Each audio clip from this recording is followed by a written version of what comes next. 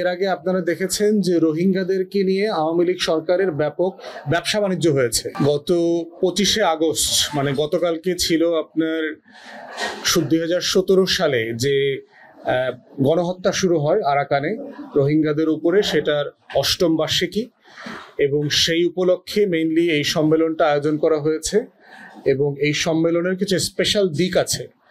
বাংলাদেশে আপনারা জানেন যে হাসিনার আমলেও এই রোহিঙ্গাদেরকে নিয়ে অনেক কাজ হয়েছে, কিন্তু সেটার লক্ষ্য ছিল একটা নোবেল পুরস্কার। সমস্যাটা সমাধান করবার জন্য আসলে মৌলিক কাজ গত 7-8 বছরে হয় নাই। তো আমরা অন্তর্বর্তীকালীন সরকারকে ধন্যবাদ জানাচ্ছি যে রোহিঙ্গাদের এই বিষয়টা যেটা প্রায় হারিয়ে গিয়েছিল হাসিনার আমলে, গত বছর এইটা প্রফেসর ইউনূস জাতিসংঘে গেলেন এবং জাতিসংঘের মহাসচিবকে উনি দাওয়াত দিয়ে বাংলাদেশে এনেছেন। এবং আপনাদের মনে থাকার কথা যে আমাদের মতো ছোট একটা দেশে অথবা কম গুরুত্বপূর্ণ রাষ্ট্রে জাতিসংঘের মহাসচিবরা 4 ঘন্টার জন্য 6 ঘন্টার জন্য আসেন, অন্য একটা দেশে যাবার পথে তারা যাত্রা বিরতি করেন। কিন্তু সেইখানে প্রফেসর ইউনূসের দাওয়াতে জাতিসংঘের মহাসচিব মহোদয় উনি 4 দিন বাংলাদেশে ছিলেন। তার ভিতরে একদিন উনি রোজা রেখেছেন, রমজান মাস ছিল আপনাদের মনে থাকার কথা।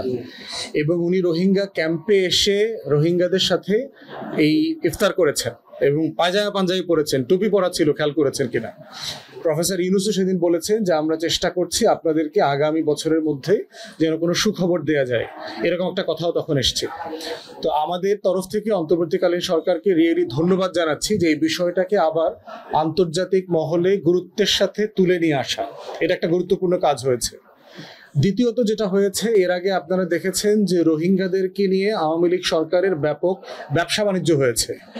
তাদেরকে দেখায় প্রজেক্ট আনা, হাজার হাজার কোটি টাকার এইড, এগুলো লুটপাট, কিছু আমলা, কিছু আওয়ামী লীগের লোকাল এবং কেন্দ্রের নেতাকর্মী, তারপরে আওয়ামী লীগের সরকারের লোকজন মিলায় ব্যাপক দুর্নীতি হয়েছে এখানে। এবং মানে এইডের টাকাও কিভাবে লুটপাট করা যায় এগুলো আমরা প্রচুর খবর পাচ্ছি আর কি। তো থার্ড হচ্ছে গুরুত্বপূর্ণ যেটা, সেটা হচ্ছে যে এই 8ম বার্ষিকী উপলক্ষে অন্তর্বর্তীকালীন সরকার স্টেক হোল্ডারদেরকে নিয়ে যত অংশীজন আছে সকল অংশীজনদেরকে দাওয়াত দিয়ে তারা এই সম্মেলনটা করেছে। আপনারা জানেন যাদেরকে নিয়ে এই সংকট তাদেরকে কখনো আলোচনাতে সম্পৃক্ত করা হয় নাই। এই প্রথমবারের মতো আমরা দেখলাম, আপনারা যারা সাংবাদিক ভাইরা ভিতরে ছিলেন আপনারা দেখেছেন যে রোহিঙ্গা কমিউনিটির নেতৃবৃন্দরা এই 3 দিন প্রোগ্রামে উপস্থিত ছিলেন এবং তারা পুরো দুনিয়ার সামনে তাদের গল্প, কষ্ট, ভোগান্তি, আশা, আকাঙ্ক্ষা, স্বপ্ন সবকিছু খুলে বলেছেন। চোখের পানি দিয়ে বলেছেন, মুখ দিয়ে বলেছেন, না বলে বলেছেন। অনেক মানুষ আছে কথা না বলেই অনেক কথা বলতে পারে, সেই কষ্টের কথাগুলো ওনারা বলেছেন। তো এইটা আমাদের জন্য একটা হিউজ অ্যাচিভমেন্ট। এবং আপনারা জানেন যে একটা প্রসেস ফলো করে কিন্তু এই নেতৃবৃন্দকে ক্যাম্প থেকে আনা হয়েছে। এটা এরকম না যে আওয়ামী লীগের সাথে খায় খাতিল ছিল, কে লুটপাটে সাহায্য করতেছে তাদেরকে ওই লুঙ্গি পরায় ধরে নিয়ে আসলাম, ব্যাপারটা এরকম না। তারা কিন্তু কাইন্ড অফ ভোটাভুটি করেছে। পুরো এই 10 লাখ প্লাস রোহিঙ্গাদের ভিতরে কারা শিক্ষিত, কারা কারা ইউনিভার্সিটিতে লেখাপড়া করেছেন, কারা শিক্ষক, কারা প্রফেশনাল আছেন, এইরকম সিভি কালেকশন করে করে কাইন্ড অফ এ ভোটাভুটি যাচাই বাছাই করে তারা প্রথমত 3800 প্রতিনিধি ঠিক করেছেন এই পুরো 2 ক্যাম্পের ভিতরে যত লক্ষ লক্ষ মানুষ আছেন। সেখান থেকে বাছাই করে আরো 500 লোক তারা ঠিক করেছেন। সেখান থেকে বাছাই করে তারা এই 50-60 জন রোহিঙ্গা নেতৃবৃন্দকে এখানে এনেছেন আলোচনার জন্য। তো এইটাকে আমরা খুবই গুরুত্বপূর্ণ মনে করি, কারণ যাদেরকে নিয়ে আলাপ তাদেরকে দরজার বাইরে রেখে আলাপ হইতে পারে না। অতএব এটা একটা ভালো দিক। তৃতীয়ত এই সম্মেলনের যেটা ভালো দিক সেটা হচ্ছে যে আপনার সকল রাজনৈতিক দলের প্রতিনিধিরা এই সম্মেলনে ছিল।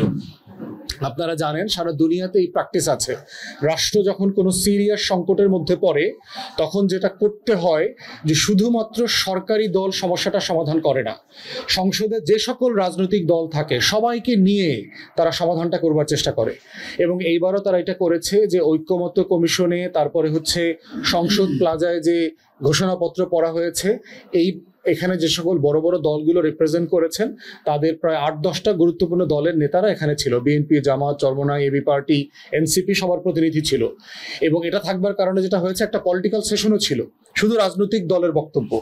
এবং আমরা সবাই একো করেছি যে অন্তর্বর্তীকালীন সরকার যেই পদ্ধতি নিয়ে, যে নীতি কৌশল নিয়ে রোহিঙ্গা সমস্যার সমাধান করবার চেষ্টা করছে, যেই সরকারি ক্ষমতায় আসুক ফেব্রুয়ারি মাসে, তারা যেন এই পলিসিটা কন্টিনিউ করে। কারণ আপনারা জানেন যে সরকার বদল হয়ে যাওয়ার সাথে সাথে রাষ্ট্রের নীতি কৌশল বদলে গেলে এই রাষ্ট্রের সাথে আন্তর্জাতিক মহল কাজ করতে চায় না।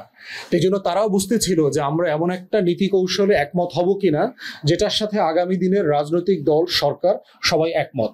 তো এটা একটা হিস্টোরিক অ্যাচিভমেন্ট এবং এটা আমরা সবাই কালেকটিভলি করেছি।